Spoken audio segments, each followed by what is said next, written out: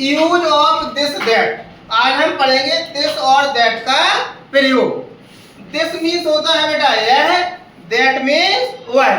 This और that दोनों एक वचन है। कैसे हैं? एक वचन। एक वचन को हम इंग्लिश में बोलते हैं सिंगुलर। क्या बोलते हैं? सिंगुलर। ऐसे शब्द जो किसी वस्तु या प्राणी के एक होने का बोध कराते हैं उन्हें हम एक वचन कहते हैं। तो दिस और दैट दोनों एक वचन है। दिस मीन्स यह, दैट मीन्स वह। दिस का प्रयोग करते हैं पास के लिए और दैट का प्रयोग करते हैं दूर के लिए। दोनों संकेतवाचक हैं। जैसे हमने कहा यह एक किताब है, वह एक किताब है, तो यानी दोनों संकेतवाचक हैं। अब इज मीन्स है, वाज मीन्स थी या था, विल बी मीन्स होगा या होगी। अंग्रेजी वर्णमाला में 5 स्वर होते हैं। A, E, I, O, U. A, E, I, O, U. यदि इन 5 स्वर से कोई मीनिंग शुरू होती है तो उनसे पहले हम एक की मीनिंग एन क्या लगाएंगे? एन। बाकी सभी शब्दों के पहले एक की मीनिंग आ लगाते हैं। अब देखिए टेंस हम कैसे बनाएंगे। यह एक गाय है, तो सबसे पहले हम यह की मीनिंग फिर है हेल्पिंग वर्ब बोलते हैं। दिस इज, एक की आ, गाय काउ मीन्स गाय। यह एक गाय है, दिस इज अ काउ। यह एक गाय थी, तो वाज मीन्स थी या था, दिस वाज अ काउ। यह एक गाय होगी, तो विल बी मीन्स होगा या होगी, दिस मीन्स यह, this will be a cow. वह एक चींटी है, हम संकेत कर रहे हैं दूर, वह एक चींटी है, दैट मीन्स वह, दैट इज एन आंट। अब हमने एक की एन क्यों लगाई यहाँ पर?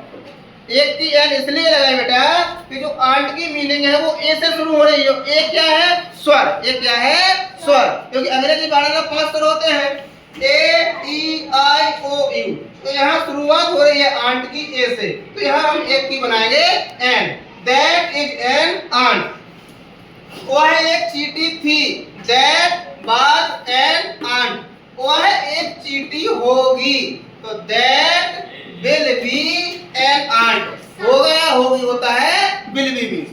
नेक्स्ट, यह एक पेड़ नहीं है। अब क्या लग गया बेटा? नहीं। तो नॉट मीन्स नहीं। पहले हम यह या वह की मीनिंग लगाएंगे, फिर सहायक क्रिया इज लगाएंगे, इसके बाद आता है नहीं की नॉट। यह एक पेड़ नहीं है, this is not a tree. लेकिन टी क्या है? कंसोनेंट यानी व्यंजन, तो इसके पहले हम एक की आ लगाएंगे। यह एक पेड़ नहीं था, this was not a tree. यह एक पेड़ नहीं होगा, तो this will not be a tree. अब जब विल बी वाले में होगा होगी वाले में नहीं आए तो नॉट को हम विल और बी के बीच में लगाते हैं। This will not be a tree.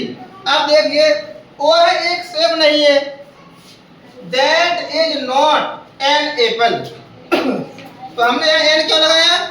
क्योंकि एप्पल की स्पेलिंग शुरू है ए से। ए क्या है? वोवेल्स यानी स्वर। वह एक सेब नहीं है, that is not an apple. वह एक सेब नहीं था, that was not an apple. वह एक सेब नहीं होगा। तो आपको बताया जब होगा लगा हो और नहीं हो तो हम नॉट को विल और बी के बीच में लगाते हैं। तो that will not be an apple. वह एक सेब नहीं होगा। तो आज हमने आपको बताया दिस और दैट का प्रयोग।